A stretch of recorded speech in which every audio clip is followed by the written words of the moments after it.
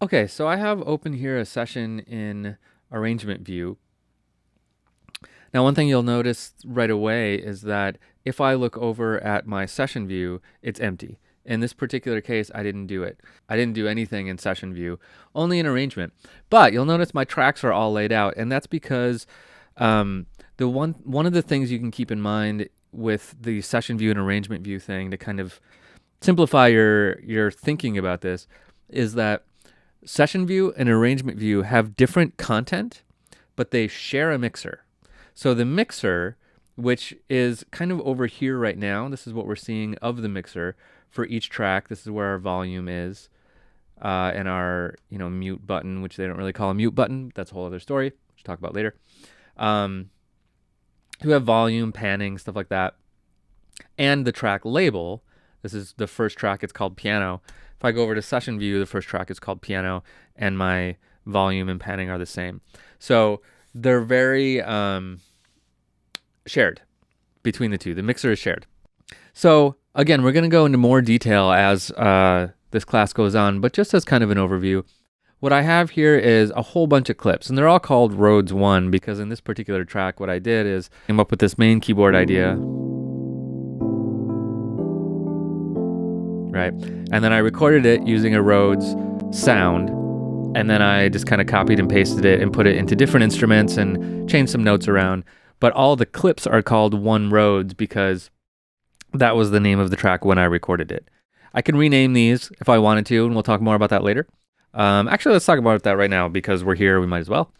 Command R. Command R, while I'm on a clip, is going to let me rename it. So let's call this main keys riff, whatever. So that changed that clip, but all of these are separate clips now, the way that I've set this up. So they're not loops. If they were loops, then it would change for all of them, but they're kind of copy and pasted riffs throughout the whole thing. So I'd have to change the name of them separately if I wanted to do that. I could also control click on the riff, on the clip, and get this menu where I can get a couple of options, including I can change the color of it for keeping track of stuff if I want, but also right here is rename. If you want to go that route, you can do that. So I'm looking at MIDI clips here. I can tell they're MIDI clips because I see a bunch of little dots and lines in them. If I double click on one of these clips, I get into the MIDI editor. Down here, in this window down here, basically what we have here is, it's kind of like a clip information. That's not exactly what this area is called, but it's going to tell us more info about the clip. So with a MIDI clip, if I click on it, we're going to see the MIDI notes and some information about it. We can also see the instrument that is being used if I click over here in this bottom right tab. And here we have a grand piano sampler. Very simple here. So we have these two tabs at the bottom of this view. More on that later, I promise. I know I'm saying that a lot, but this is going to be a big class, so we're going to cover a lot of stuff later. Right now, we're kind of just looking at the surface level. So over here, I have my mixer. What of the mixer I can see in arrangement view anyway. So I have some I/O settings here. If you don't see the I/O settings, head on down to this little button right here. This is going to show or hide the I/O settings. I/O's ins and outs. So it's telling me my ins and outs. Here I have, these are mostly for automation. Like what am I going to automate? I have a lot of things I could automate on there. So this is our automation line, so I could draw some automation if I wanted to.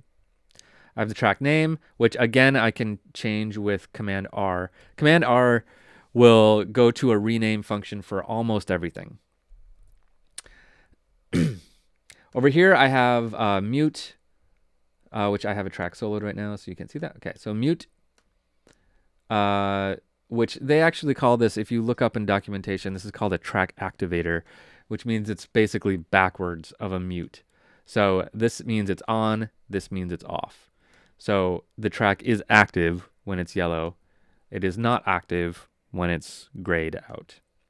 Solo, record, enable. This is our volume, actually. This doesn't really look so much like a volume, but this is our volume control in this view. This is our panning.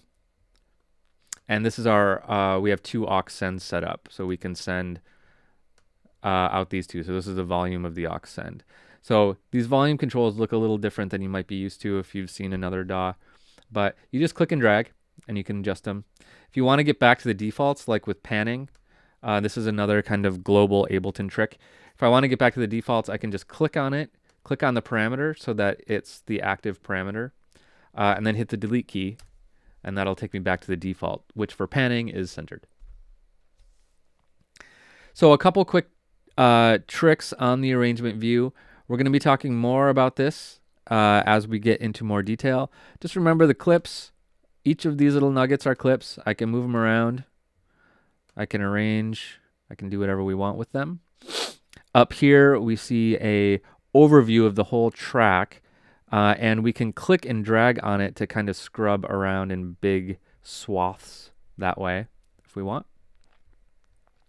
And zooming. Let's talk about zooming while we're here. This is a kind of unique to Ableton thing.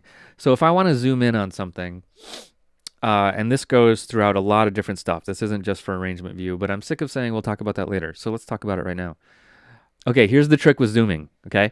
So you need this little icon right here. So it's basically like a hand holding a magnifying glass. When you get that, you can get it above the timeline here in this dark gray area. You can also get it down here and some other places. Sometimes you'll get it, depending on what you're looking at. So what you're going to do is click and hold down. Now, while we're held down, we can pull down to zoom in. Now, I still haven't let go of the click. I can go up to zoom out, down and up. I can also go right, which actually scrubs me left. And I can go left with my mouse, which actually scrubs me right.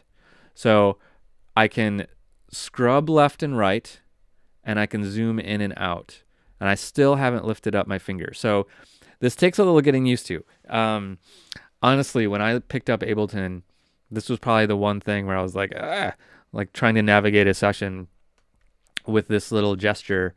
It took me a little bit to get used to, but once I did, it can be really fast because you get good at it and you can say like, okay, I want to go right there, and I can zoom in and know exactly what I'm looking for in one quick motion.